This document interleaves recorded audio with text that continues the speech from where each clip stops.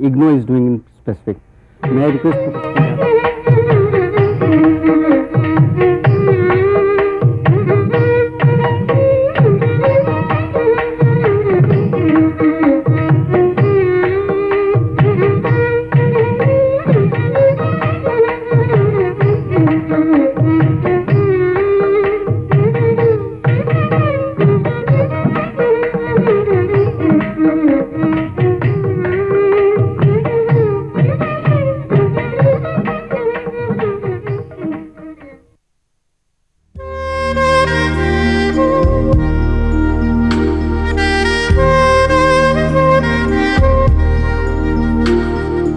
Today we will be having one of the topics which is very important as far as the sericulture industry is concerned.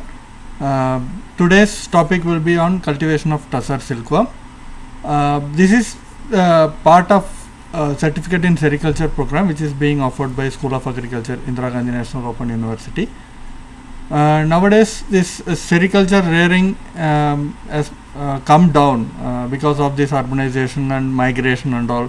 People have left this sericulture job and moving towards more advanced modern jobs like computer related or other jobs, and moving towards the city region. So this program was developed in order to motivate the people, rural youth, women, to take up sericulture as a viable business. Today we have with us an eminent scientist. He was a retired scientist from Central Silk Board, Mr. V. Sahai. He will be discussing on the cultivation of Tasar silkworm. Kindly elaborate on what is Tasar silkworm and how they are maintained, what are the pests and other details. Welcome participants. As you know, there are 4 varieties of silk, that is mulberry, Tasar, Muga and Eri. This Tasar, Muga and Eri constitutes the non-mulberry silks. Previously we have discussed about the rearing of Eri silkworms, and we have also taken up in detail the rearing of the mulberry silkworms. Today, as Dr. Vijay Kumar has also informed, we shall be discussing rearing of another important silkworm, that is Tasar silkworm. This Tasar silkworm is a wild insect. It is reared outdoor only. The insect which is responsible for giving us Tasar silk is known as Anthera mylitta D. This is the technical name of the silkworm, and it is commonly known as daba. This daba or Anthera mylitta D has a number of ecoraces which are basically known as Sarihan, Sukinda and Reli, Modal. So there are a number of ecoraces, but basically the silk produced by the insect is a wild silk and is known as Tasar silk.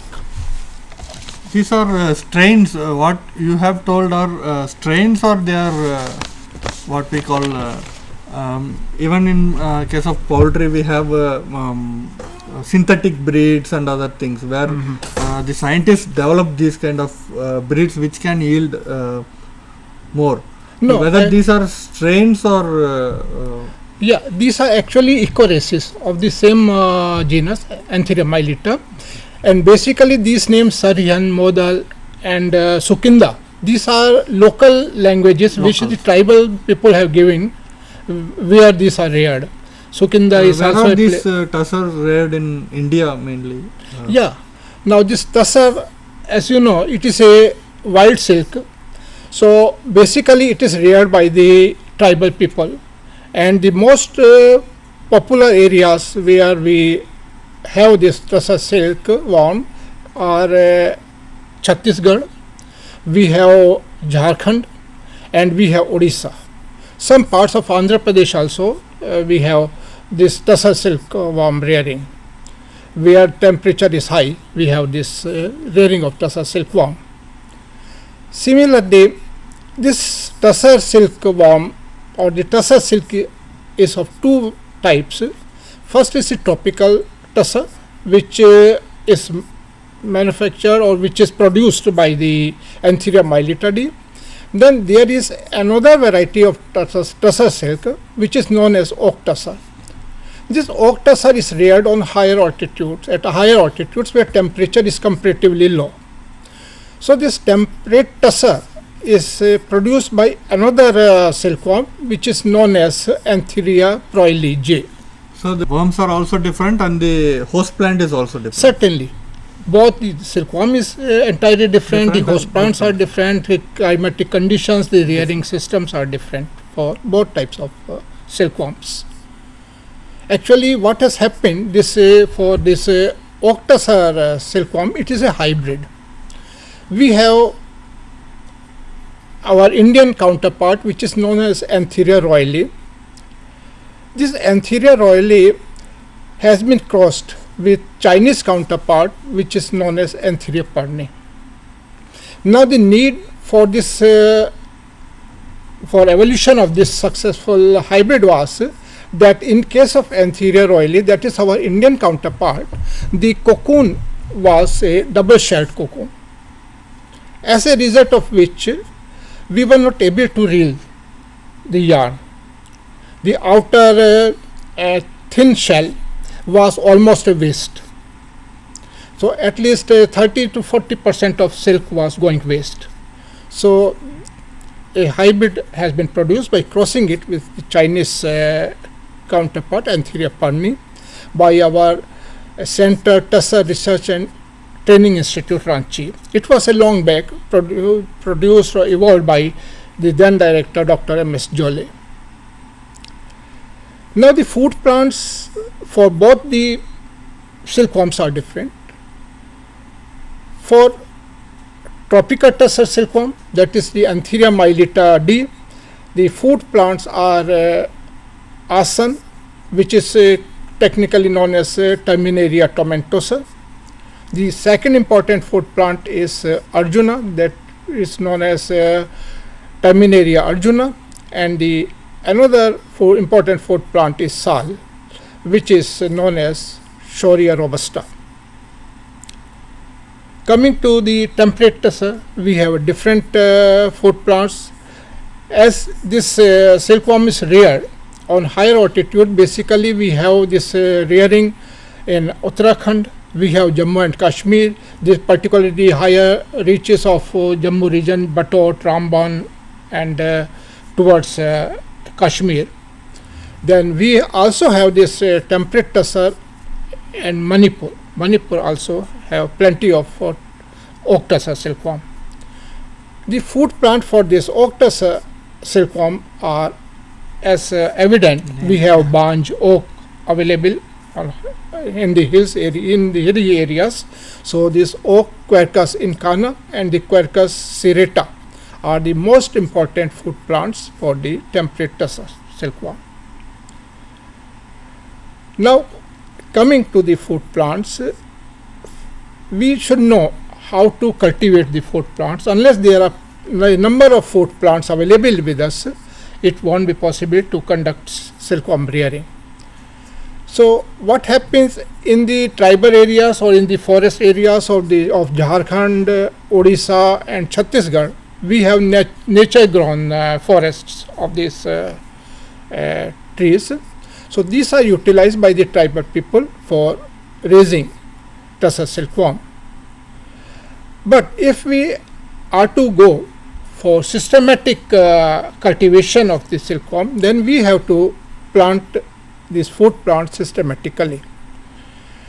Now the time for collection of seed for the plants in case of Terminalia is between April, May and June.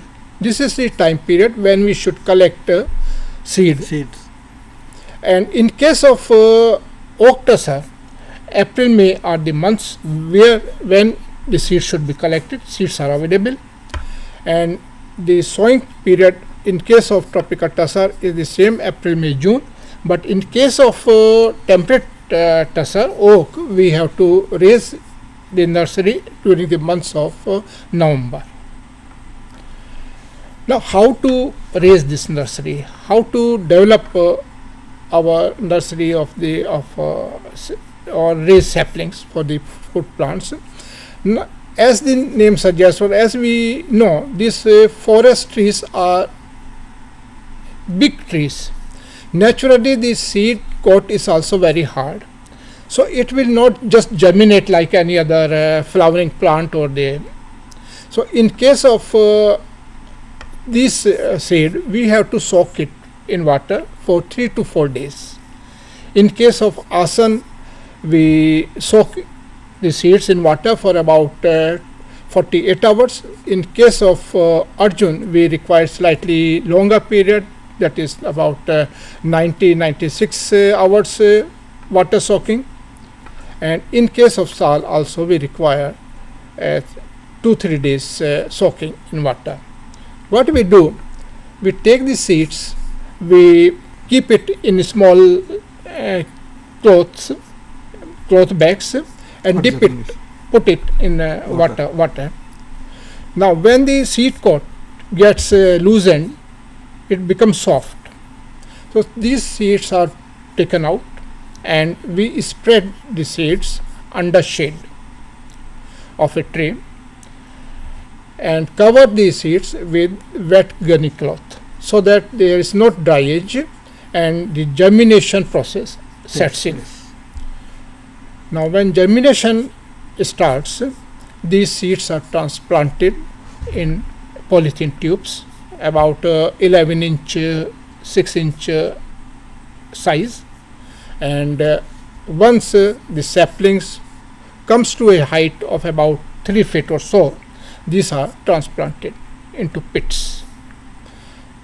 Pits are about 30 cubic centimeters deep, and these are raised at a distance of about 1.2 to 1.5 meters.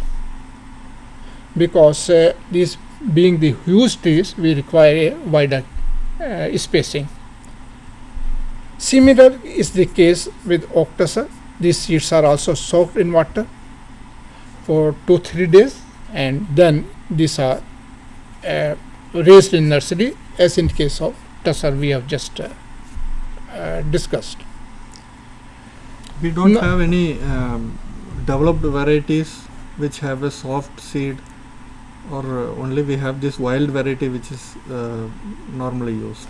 No, these are the wild varieties only, which are actually we have a number of secondary fruit plants also, but those secondary fruit plants doesn't give us that much of yield. Yeah. So these are the commonly used fruit plants which are used for, and only this tree type host plant is available for Tasar. Only tree type. But when we raise it ourselves, if we cultivate it, then we can develop it in a bush form also. Particularly Arjuna. Terminaria Arjuna can be developed easily in bush form, because it is comparatively fast growing, and it doesn't require that much of a complicated process also. But since tribals don't have land available with them, so they depend upon the forest area only. These forest areas are available to them at a very nominal rate of rupees 2 or 5 per 100 plants for a particular crop. So naturally these are easily available and they can utilize it. Now, what should be the type of the soil? To raise this plantation, we should have either flat soil, we should have or slopy soil, and it should be sandy loam, preferably sandy loam. The pH should be, as in case of other sericultural fruit plants, it should be between 6.5 to 7. If it is below 6.5, then the soil is acidic. We have to reclaim it by addition of lime or dolomite. And if pH is above 7, particularly if it is going above 7.2 or then it is alkaline, and we have to apply gypsum to reclaim the soil. Once our soil is ready, the plant gets established. Of course, the gestation period is slightly longer. It takes about 3 to 4 years for the plants to come to the yielding stage. Even the bush type plants also, it comes to the same. Yeah. The yielding is for coming to the economically viable stage. It requires about 3 years or so, because these are slow growing plants. Unlike mulberry, where we just put a cutting and it is ready in 6 months. What is the yield you get after 3 years? After 3 years, we get around 50-60 kg foliage per tree. Per crop. So now when our plants are ready, naturally we have to apply all the cultural operations, that is the manure, the fertilizer, to maintain and to enrich the deficiencies like shortage of nitrogen, NPK. So around 2 kgs FIM per plant is supplied. In nutshell, otherwise it becomes a long calculations. 2 kg per plant will automatically serve the purpose, FIM, and 150 NPK is sufficient from second year onwards. Similarly, we have to prune the plants so that we have fresh foliage every time before commencement of the silkworm rearing. As the entire rearing, success of rearing depends upon the type of the leaf we feed to the worm, so it is very important to prune plants twice a year. Pruning is the cutting of so the that new leaves will leaves comes in, new foliage is available. Otherwise, if leaves are older, then it gets matured and it is difficult for the silkworm to chew it or to cut. As in case of other silkworm, again the leaf, the stage of the leaf differ between the stages of the worms. Yeah, certainly. Young worms may require tender leaves and older worms may require mature leaves. Yeah, certainly, because the younger young worms, we call it, whether it is mulberry silkworm or the non-mulberry silkworms, the choky rearing. The first 10 days rearing is a very delicate rearing. Like human beings, the mandibles, the teeth are not so well developed. So we have to give tender leaf to the younger stages, and as the worms grow, the foliage type, the leaf type also gets coarser to coarser. Here one important aspect is that if we provide wrong type of leaf, that is, if we provide tender leaf, of course the worm will not chew coarse leaf during the younger ages. But if we give tender leaf during the later stages also, it won't be good. It will affect our rearing. It will set many diseases, particularly the viral diseases or the bacterial diseases. So the choice of this leaf as per the growing rate of the silkworm is very important. Now, what happens, like any other silkworm, we have 4 stages in the life of Tasar silkworm also. These are the egg stage, the larva stage, the pupa stage, and the adult, which we call as moth. That is butterfly type of thing. In case of Tasar silkworm, the egg are laid by the female moth, as in case of others. Now this the difference between this moth, female moths of Tasar and the mulberry are basically of the color and the size. While mulberry, in case of mulberry silkworms, we have white moths which are very small in size. These Tasar moths are of two colors. The females are yellow and grey in color. They are much bigger in size and lay about 300 to 350 eggs per moth. Are there any difference between oak Tasar worms and the Tasar, tropical Tasar worms? Yeah, certainly.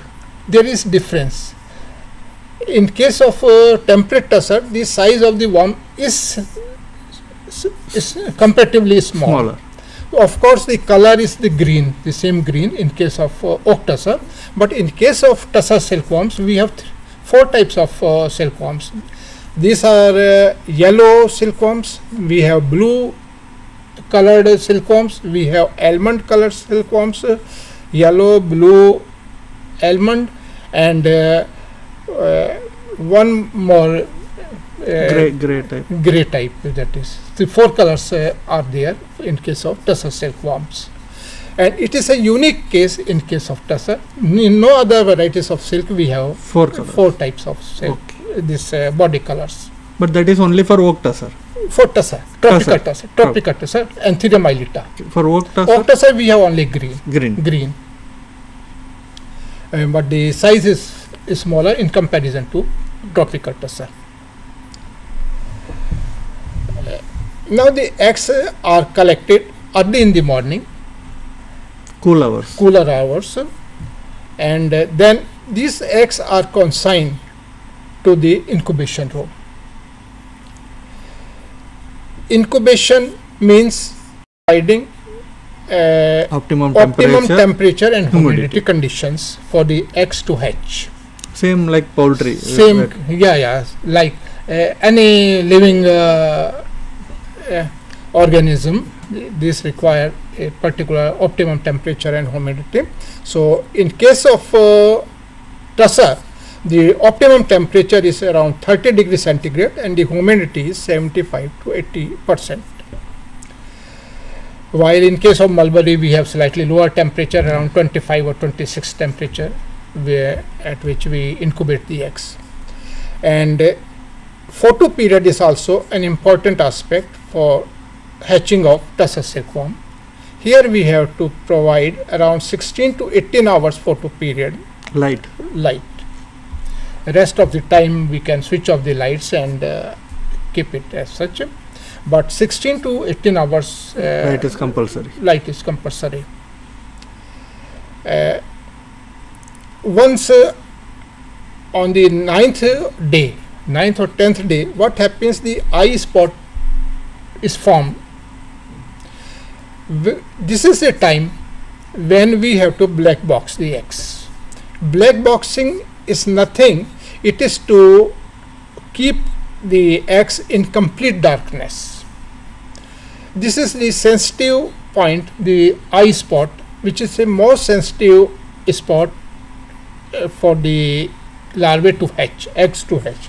So what happens on the 10th day, while we keep black box the eggs on the 9th day, on 10th morning, early morning, we provide sudden light. We expose these eggs to sudden light, as a result of which there is uniform and synchronized hatching. Almost 90-95% eggs hatch at a time, which is advantageous to us to conduct the Rearing. a successful rearing, because we are not going to make different batches. If there is continuous hatching, erratic hatching, we have to make different batches, and it becomes management problems, create management problems. So once our eggs have hatched, this is the time to mount the worms. Now, how to mount the worms is Mounting is just transferring the worms transferring the worms to the feed. to the leaves. So as the younger ages, in case of young stages, we have to conduct indoor rearing. Because we have to provide only tender leaves. Tender leaves, and we have to provide tender leaves. Then the worms are also tiny. Since this is a wild worm, ultimately we have to leave the worms on the trees in the open areas. Yes. So the young worms are more exposed to the vagaries of nature. There is fluctuation of temperature, there is bird attack, there are reptiles. So to even minimize, even diseases are there. So to check, to avoid, minimize those risks, we have to conduct indoor rearing of the younger silkworms. So here what happens, the hatched larvae are taken on a bundle of leaves. This bundle is inserted into bottles containing water, so that the foliage remains succulent, it doesn't dry up. And once the leaf is eaten up, another bundle is inserted, the previous one is removed. For about 10 days we conduct this choky rearing, and ultimately when the worms are out of second mold, these are taken and tied upon a tree. The worms crawls up, and then by this time the worms have developed better gripping power, and they are able to sustain even mouth parts are also well mouth parts are also more developed, and it is easy for the worms to adjust to the wild climate, outside climate. So up to 10 days in indoor, later on these are transferred outdoor. So the worm feeds on the tree for about 30-35 days. The larva period is slightly longer against mulberry, where it takes about 20-25 days. Here it takes 30-35 days is the normal period, which till the glands develop, silk glands develops, and worms starts vomiting the silk yarn. So the worm feeds on the tree for about 30-35 days and starts making the cocoons. For making the cocoons, we don't require any specialized mountages. We don't require bamboo mountages, we don't require collapsible mountages. The worm gets support from the twigs itself. It makes a small peduncle. With the help of a small ring, it takes support with a twig, and then it starts forming the cocoons. Of course, it covers itself, the cocoon, with the leaf, nearby leaf, and this cocoon is formed, which is harvested on the 6th or the 7th day of formation. Now here one precaution is to be taken. Sometimes what happens, we have left the worms, and it is not one or two worms, the worms are in lakhs, in thousands, in lakhs. So what is happening, continuous excreta is being created on the floor.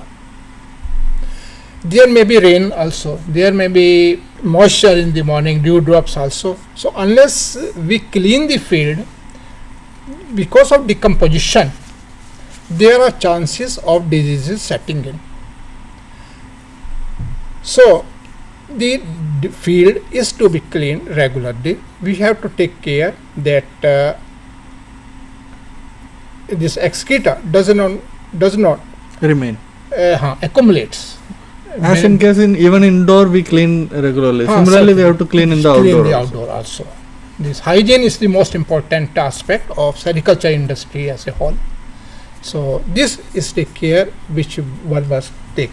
Similarly, in case of tropical Tasar silkworm as well as oak Tasar silkworm, there are diseases, because being a live organism, these silkworms are also subjected to certain diseases.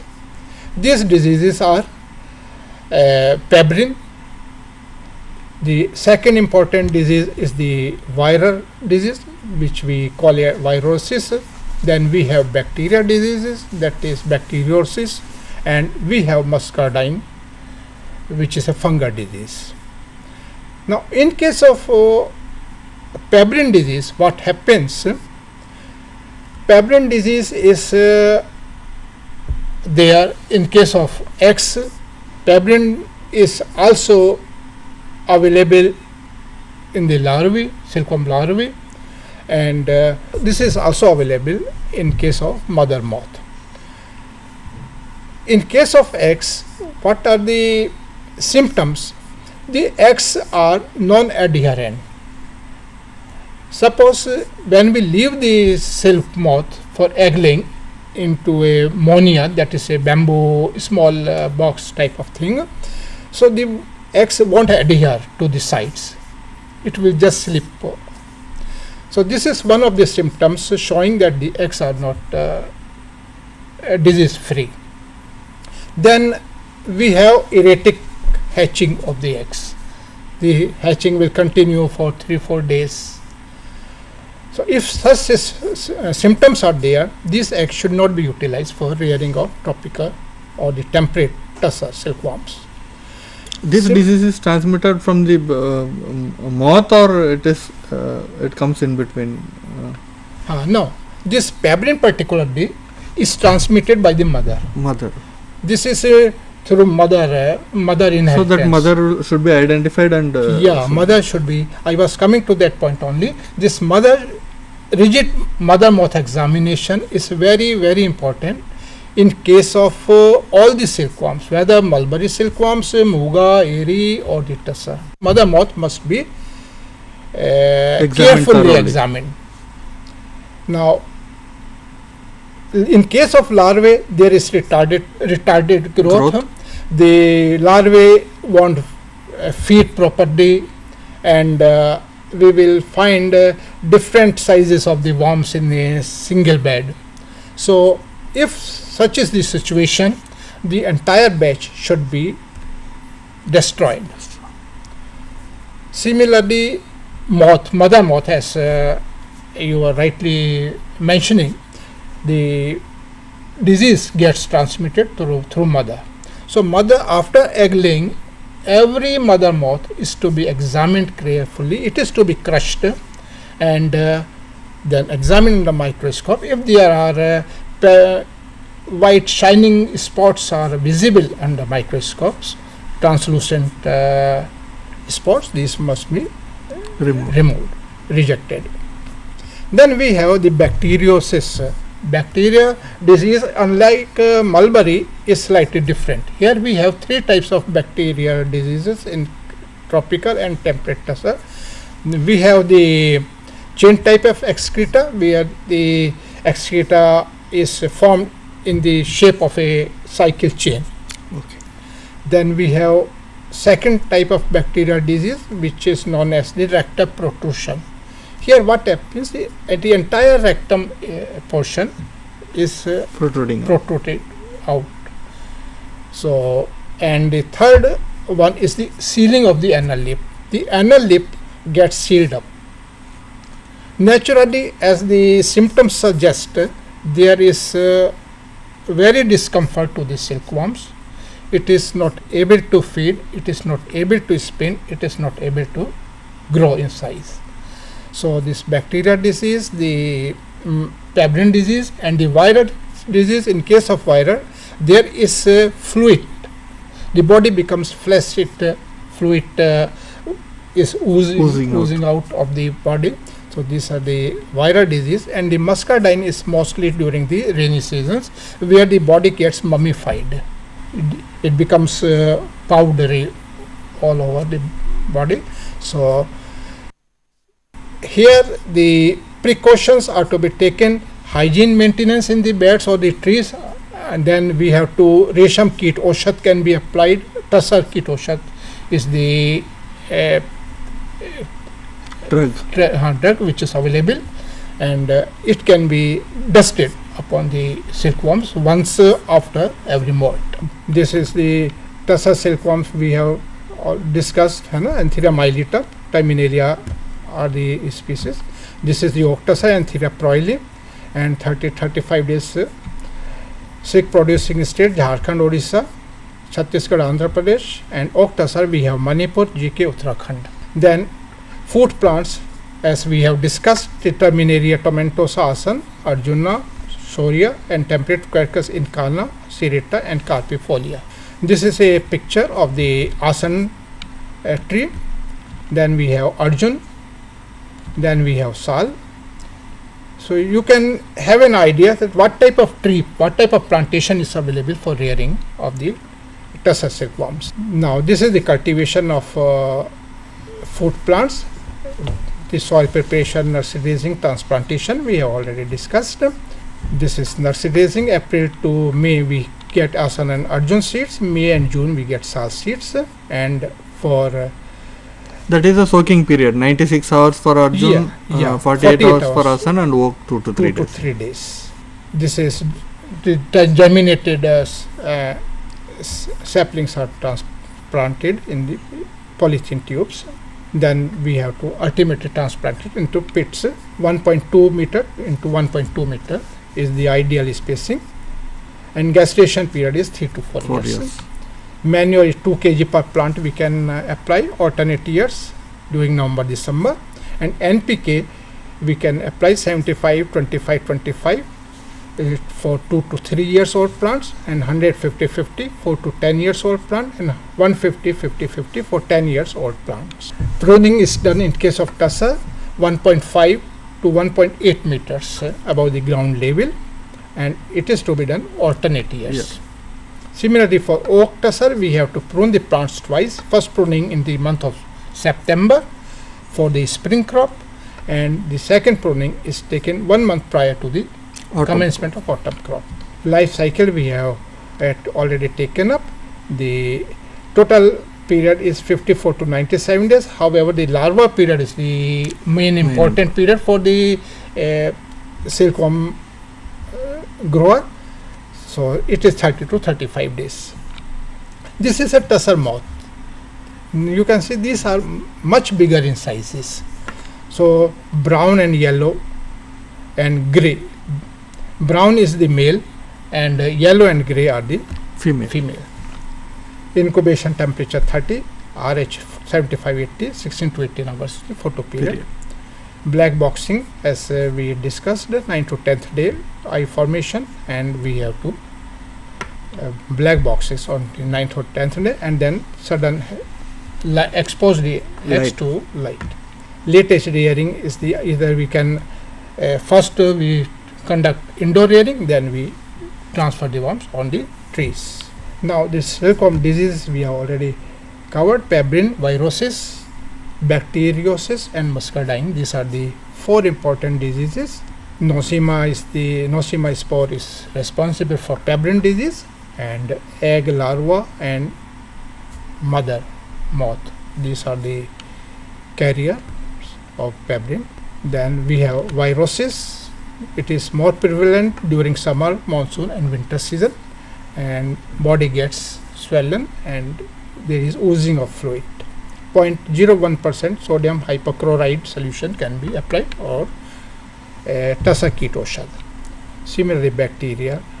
In case of bacterial diseases, we have sealing of anal leaf, chain type of excreta, and rectal protrusion. It is basically due to fluctuation of temperature. Muscardine is the fungal disease. Now, coming to the host plant diseases, like any other host plant, the tropical and the temperate Tasar plants are also subjected to certain diseases. These are black nodal girdling, where the petiole portion of the becomes blackish, as a result of which the leaf falls down. So foliage is not available. To check this disease, we have to apply 0.2% bobistin and can also destroy the affected parts. Then we have, this is the nodal girdling, where the petiole portion gets blackened. Then we have powdery mildew. It is more prevalent in Tasar food plants, and winter and the rains are the season. Here light greenish patches develops on upper surfaces, and the white powdery substance gets accumulated on the lower surface. Here 0.05% Dynacop solution or 0.2% sulfax can be sprayed. And leaf curling is another disease. It is in Tasar host plants, and the invert curling of leaf margins happens. It is because of copper deficiency.